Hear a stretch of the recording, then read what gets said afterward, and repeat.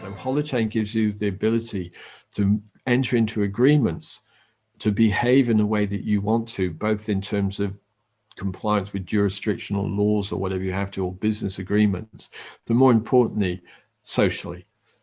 And in the future, that's going to be so important, because if you can aggregate your power, who will you do it with? You'll probably do it with local geographic communities.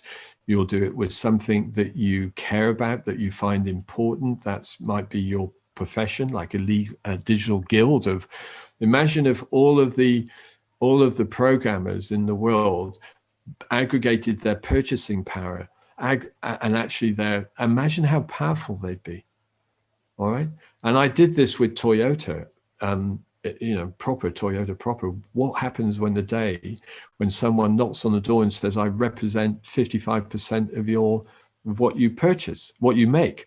And I'm here, and I'm going to tell you that if you don't behave, if you don't give us, they'll do what the big guys, supermarkets, do to farmers today, which will say, well, I'm not just going to pay you a margin. I'll let you make 8 points profit, and the rest of it, I'll just take the vehicle. But of course, then there was explained to them, they would also say, and it has to be green and it has to last 50 years because that's what we want.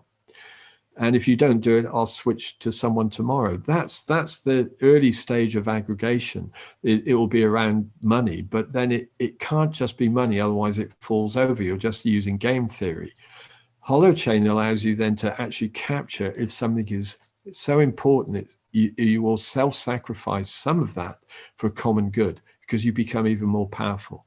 So what Holochain excited me about is that you can construct those agreements. Like Belinda and myself might have something like a Facebook app, but we can decide where we store that, where the computations occur. But more importantly, we can agree how things are done, whether anyone even knows about it, and we might get other people. So it means that you don't have to conform to the technological blockchain or the perfect system which someone thought up.